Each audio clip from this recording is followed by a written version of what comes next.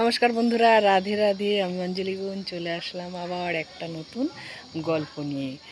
আজকের গল্পটা হচ্ছে শিবশম্ভুকে নিয়ে। আজকে সোমবার, তাই সবাইকে বলবো হর হর মহাদেব।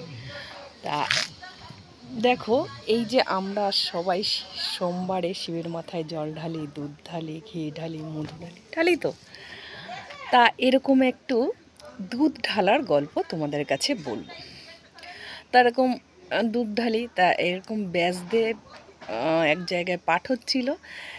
পাঠক বলছে যে শিবের মাথায় দুধ ঢালা উচিত, ঘি মধু পঞ্চামৃত দিয়ে চান করানো উচিত, হ্যাঁ, শিবশম্ভুকে সন্তুষ্ট করানোর জন্য। তাই এবার তা ওখানে একটা ইয়ং মেয়ে গুরুদেবকে প্রশ্ন করছে যে আপনার কথায় আমি একমত হতে পারলাম না। দুধ দিয়ে কেন স্নান করানো হবে? জানেন এক ফোঁটা দুধের জন্য কত বাচ্চারা কষ্ট পাচ্ছে, না খেয়ে আছে।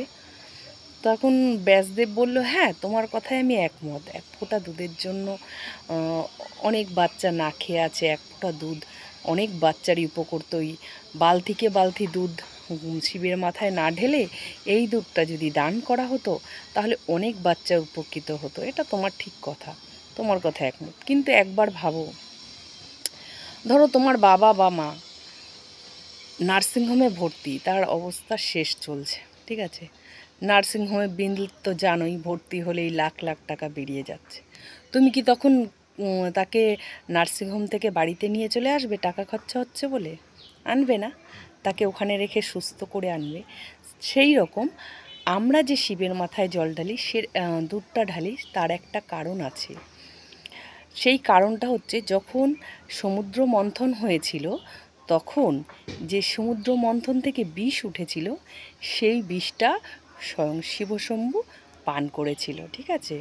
পান করার পর তার যখন শরীর আস্তে আস্তে এরকম নীলের মতো হয়ে যাচ্ছিল, শরীরের দিকে নামতে যাচ্ছিল, তখন মাতা পার্বতী তার কণ্ঠে সেখানে হাত দিয়ে আটকে দেয়, দিয়ে আর শরীরে যেন না যায় সেইটা সে কণ্ঠে আটকে দিয়ে কণ্ঠর মধ্যে আটকে দেয়, তাই তার নাম হয় নীলকণ্ঠ। এবার সেই বিষের জ্বালায় তার সারা শরীর জ্বলছিল। তখন মাতা তার দুগ্ধ সুধা পান করিয়ে সেই জ্বালা সন্তুষ্ট করেছিল বা নিবারণ করেছিল। সেই থেকে আমরা দুধ ঢালি। তা আমাদের সনাতন ধর্মে শিবশম্ভুকে আমরা পিতা মনে করি। তাই পিতার কষ্টের জন্য তার যদি একটু সুসার হয়, সেই জন্য আমরা দুধ ঢালি, ঠিক আছে। তাই দুধ দিয়ে তাকে অভিষেক করানো হয়। তা তোমার উত্তর তুমি পেলে। মেয়েটাকে বলছে, তাহলে যদি পিতা মাতা কষ্ট পায়, তার কষ্টের যদি সুসার হয়, আমাদের তাকে কষ্ট সুসার করার জন্য যা করার উচিত আমরা তাই করব। সেই দুধটাও সেই জন্য ঢালা উচিত। তাই জন্যই আমরা এই শিবের মাথায় দুধটা ঢালি। তাহলে তুমি বুঝতে পারলে তোমার কথা? তখন মেয়েটা বলছে, হ্যাঁ। তাহলে আর বলবে না তো? বলছে না। তাই বন্ধুরা, আমাদের সনাতন ধর্মে যতগুলো নিয়ম আছে, প্রত্যেকটাই কোনো না কোনো কারণ আছে। তাই বলবো, যদি ভালো লাগে অবশ্যই একটা লাইক কমেন্ট শেয়ার করে পাশে থাকবেন আর আমাকে উৎসাহ দেবেন। রাধে রাধে।